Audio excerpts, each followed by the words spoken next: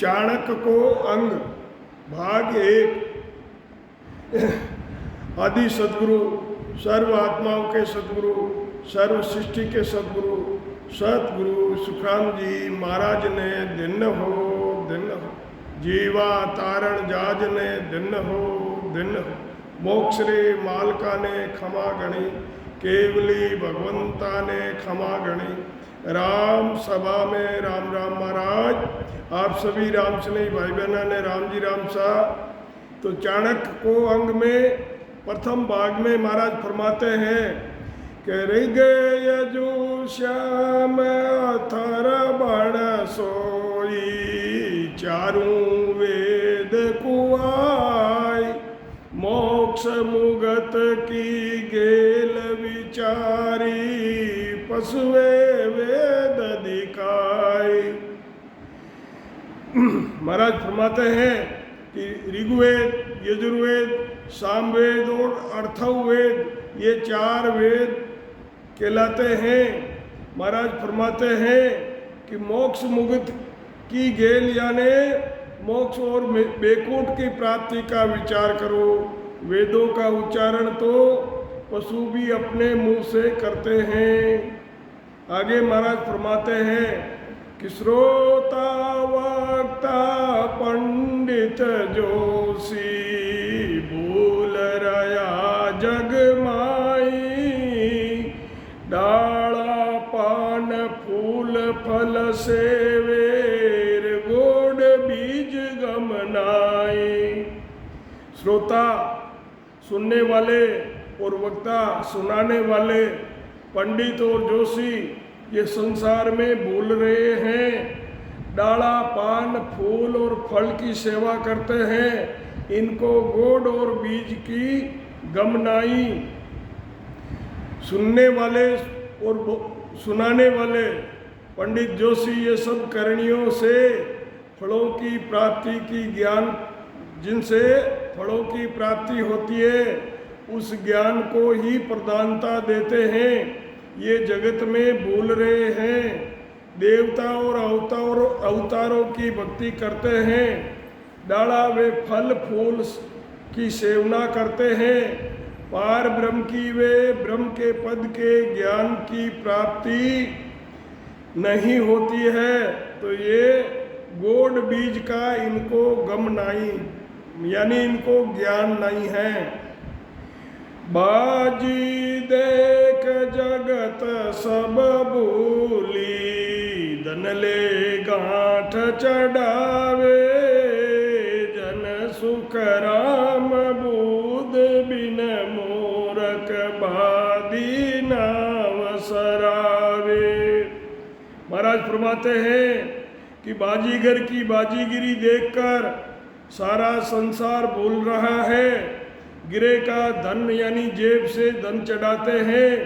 महाराज फरमाते हैं कि बुद्धि के बिना मूर्ख बाजीगर की यानी जादूगर की सराहना करते हैं। ऐसे ही सब संसार परमात्मा की रची सृष्टि सब झूठी है, इसमें मोहित होकर इसी को सत्य समझते हैं और इनको बनाने वाला सत्य है उसको नहीं जानते हैं। जिसने इस सृष्टि को बनाया है वो ही सत्य है और उसी को कोई जानते नहीं है। पत्थर मूरत को रेयाण देवल में मेली, वे भी पूजन जाय कहे तुम वे जो वेली, हाथाली भी बनाय पूजे नर नारी जावे, मकड़ी मांडे जाड़ उलट फिर माए बंधावे। महाराज फरमाते हैं कि पत्थर की मूर्ति कोर कर उसको लाकर मंदिर में मेलते हैं और वो बनाने वाले खरीदने वाले और जो उनके भगत होते हैं वो भी सब पूजने के लिए जाते हैं और वो मूर्ति से कहते हैं कि आप जो करोगे वही होगा।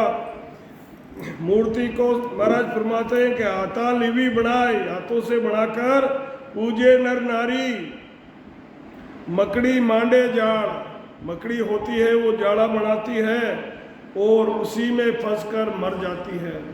वो दूसरों को फंसाने के लिए जाड़ा बनाती है, परंतु उसको ये नहीं पता कि मैं भी इसी में फंसकर मरूंगी। पत्थर की मूर्ति गढ़कर उसे मंदिर में रख देते हैं। वे रखने वाले स्वयं पूजा का कर प्रार्थना करते हैं कि हमारी रक्षा करना। उन्होंने अपने हाथों से ही उस मूर्ति को बनाई है। सभी स्त्री पुरुष पूजा कर कर जाते हैं। ऐसे मकड़ी अपने मुंह से तागा निकालकर जाड़ा बनाती है और दूसरे जीवों को फंसाने के लिए, लेकिन खुद ही उसी जाड़े में फंसकर अपने प्राण गंवा देती है। यूं भरम्यो संसार देव सब मांड उपाया, हाथा कर्म कमाय फेर भुगतन कुआया। दरिया गड़िया देवरार सब अनगढ़ बस होय।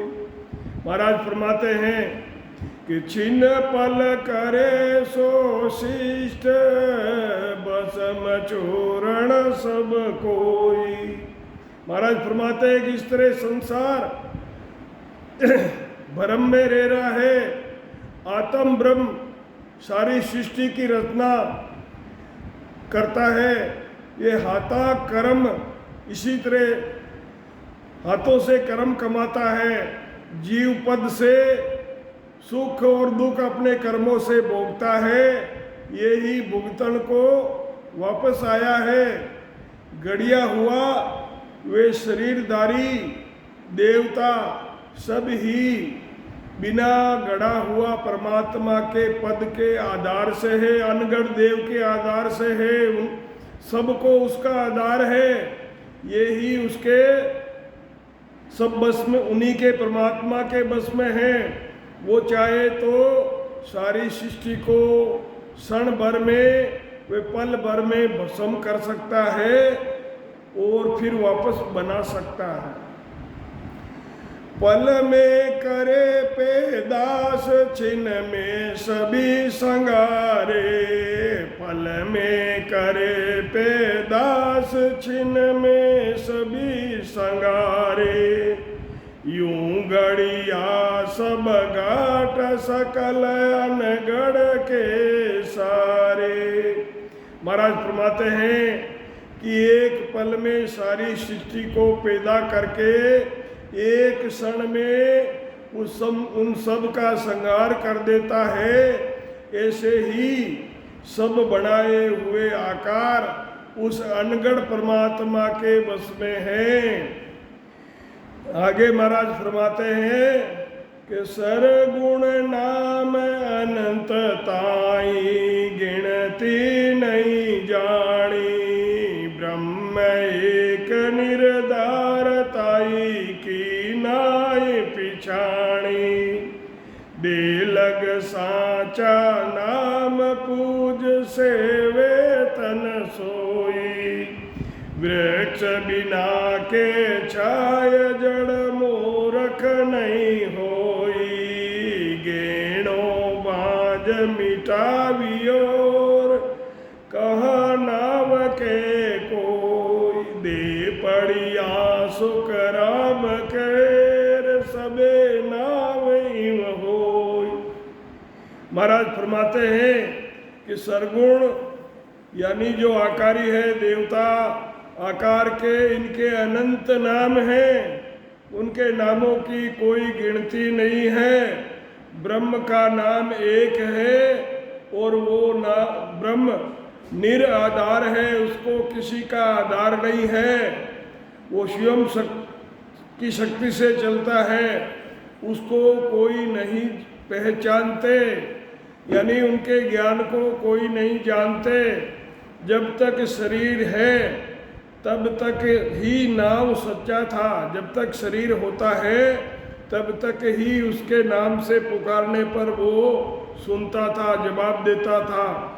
परंतु अब उसका शरीर प्राण उसके शरीर को छोड़ चुके हैं, तो अब उसके नाम से आवाज़ देने पर वो ना तो बोलता है ना ही वापस कुछ जवाब देता है। तो इसका मतलब है कि जब तक शरीर था जब तक ही उसका नाम सच्चा था। शरीर के जाने पर सब कुछ खत्म हो जाता है। जब उसी शरीर की पूजा सेवा होती थी, वृक्ष के बिना छाया कैसे होती है? जब पेड़ है तो पेड़ की छाया होती है, पेड़ ही नहीं है तो उसकी छाया कैसे रहेगी? महाराज फरमाते हैं, अरे हे मूर्ख, उस पेड़ के, जो पेड़ नहीं होता है उसकी छाया नहीं होती है। जब गहना था, आभूषण था, अब उसको गलाकर मिटा दिया, यानी उसकी सोने की डली बना दी, तब उसका नाम क्या कहोगे? महाराज फरमाते हैं कि जब शरीर नहीं रहता है तब सब ही नाम मिट जाते हैं। आगे महाराज फरमाते हैं, गौ बाछड़ियो मर रयोर कियो दो मर लो, ये ज्ञान समझ बिन बायरीर दूमर चाटे लो। महाराज फरमाते हैं कि गाय का बछड़ा तो मर गया है, उसके पास नकली दूध निकालने के लिए उसके पास नकली बछड़ा बनाकर रखते हैं, तो गाय समझ से शून्य होती है, उसमें इतनी समझ नहीं होती है। इस वास्ते देखो वो उसको अपना बछड़ा समझकर चाट रही है। बालक केता संगर मेर करे जगत को ख्याल, खान पान सब बिसरे रम कर क्या हुए न्याल। महाराज फरमाते हैं कि बहुत सारे बालक बच्चे इकट्ठे होकर खेलते हैं और जगत का ख्याल बनाते हैं, कुछ बनते हैं, कोई राम बनता है, कोई श्याम बनता है, तो जगत का ख्याल करते हैं। उस खेल में खाना पीना सब भूल जाते हैं, परंतु महाराज फरमाते हैं कि वो रमकर क्या न्याल हुए, उनको क्या हासिल हुआ। बालक कितने ही साथ खेलते हैं, संसार का खेल खेलते हैं, खेलते वक्त वे खाना पीना सब भूल जाते हैं, लेकिन वो खेल कर क्या न्याल हो जाते हैं, यानी उन्हें क्या फायदा होता है, क्या लाभ मिलता है खेलने से। महाराज फरमाते हैं कि कठपुतली मांड कर नार संग ले सोई। कठपुतली का खेल बनाकर कठपुतली की नारी को साथ में लेकर सोता है। सरगुण सुख राम जीरता में फेरन कोई, जैसे कठपुतली की बनाई हुई नारी को साथ में लेकर सोता है, ऐसे ही सरगुण भक्ति है। महाराज फरमाते हैं कि सरगुण सुख राम जी जामे फेर नहीं कोई, क्योंकि जो मूर्ति बनाते हैं वो भी नकल है और कठपुतली भी नकल है। तो नकल होती है, नकल में कोई अलग अलग फर्क नहीं होता है। तो लकड़ी की पुतली यानी स्त्री बनाकर उसको साथ लेकर सोते हैं, परंतु उससे संतान उत्पन्न नहीं होती है, न सेज का सुख आता है। ऐसे ही सरगुण की उपासना करने से मोक्ष की प्राप्ति नहीं होती है। सरगुण की उपासना करने से परम मोक्ष की प्राप्ति नहीं होती है। इस बात में कोई फेर नहीं, यानी इस बात में कुछ झूठ नहीं है। आगे महाराज फरमाते हैं, सूक्ष्म वेद बिन भेद गत पंडित नहीं होई, चाल हाल नर नार ज्ञान सब ही कोई, हिल मिल रहे हजूर और न्यारी नहीं सूझे, परदेसी की बात आण परदेसी रहे उन देश कीर सुख संपत वो आय। पंडित संग सुख राम जीर रयो जगत उड़ जाय। दाल दरी डिंग जाय आण निर्धन घर किया। नार उधारे जाय कहा धन का डर दिया। अंधे अंधो लार पंगु पंगे संग होई। तिरिया मेरी संग काजे को नहीं कोई। सपना में संपत्ति मिले राजपाट सुख धाम। निर्गुण बिन सुख राम केर यूं सरगुण बेकाम। सरगुण देही जान झूठ साची नहीं कोई। जन सुखिया दे जाय नाम साचो किम होई। सूक्ष्म वेद सुन वेद जान देवत नहीं पाया। कवि पंडित पच जाय वेद का मर्म नहीं आया। डाला पान गंभीर पेड़ फल फूल बखाने। इन सब ही का मूल ताई गत विरला जाने। बरम्यो सो संसार हेर चार वेद के माय। सूक्ष्म वेद सुख राम केर पंडित को गमनाय। महाराज फरमाते हैं कि पार ब्रह्म परमात्मा वे परमात्मा के नाम यानी ने अंचर सत शब्द को सूक्ष्म वेद कहते हैं। सूक्ष्म वेद के वेद का सूक्ष्म शब्द सत शब्द की जागृति का भेद उसके ज्ञान को पंडित नहीं जानते हैं। सब स्त्री पुरुष आकारियों की नकल यानी मूर्ति और फोटो बनाकर उनकी सेवा और पूजा में लगे रहते हैं। इनको नयनचर सत शब्द का ज्ञान नहीं सूझता है। सत शब्द का साधन करने वाले पारदर्शी हैं। उनको सत शब्द का साधन करने वाले ही पूछते हैं। दूसरों को उसका ज्ञान समझ में नहीं आता है। दूसरे आकारियों की यानी देवताओं की मूर्ति फोटो बनाकर नकल बनाकर पूजने वाले उस ज्ञान को सत शब्द के ज्ञान को नहीं पूछते हैं। नयनचर सत शब्द के द्वारा केवल पद आनंद पद में अखंड आनंद है। उसका वर्णन मुंह से कैसे हो सकता है। तो फिर पंडितों के बताए ज्ञान में सारा जगत उलझ रहा है। अंधा अंधे के साथ और लंगड़ा लंगड़े के साथ और मेरी यानी स्त्री के साथ रहने से स्त्री के साथ रहने से कोई कार्य सिद्ध नहीं होता है। सपने में संपत्ति राजपाट का सुख मिल जाए, इस तरह आत्मा के निरंजन निराकार पद में जो सत शब्द का अखंड अनुभव रात दिन बिना किए होता है उसे ही मोक्ष की प्राप्ति कहते हैं।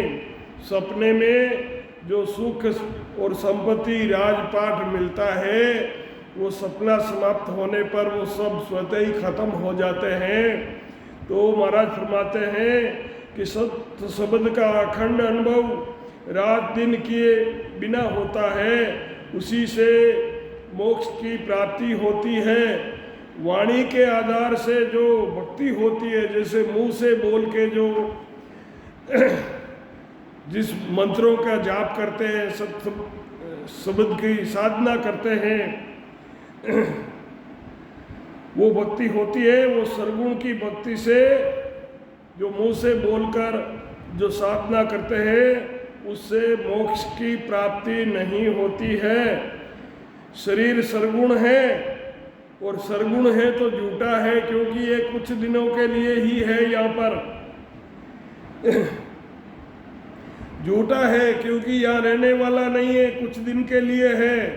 महाराज फरमाते हैं कि जब शरीर नहीं रहता तो उसका नाम कैसे सच्चा हो सकता है। सूक्ष्म वेद यानी सत्य शब्द का भेद देवताओं को भी प्राप्त नहीं होता है, तो कवि और पंडित चाहे कितने ही पचो, ने अंचर का भेद इनको नहीं मिलता है। ये डाला पान फल फूल यानी देवता अवतारों की भक्ति करते हैं, इन सब का आधार पार ब्रह्म परमात्मा का निरंजन निराकार सच्चिदानंद का भेद तो संत ही जानते हैं कि उनकी आराधना कैसे कही जाती है। सतगुरु सुखराम जी महाराज ने दिन हो राम सभा में राम राम महाराज, आप सभी राम स्नेही भाई बहनों ने राम जी राम सा राम।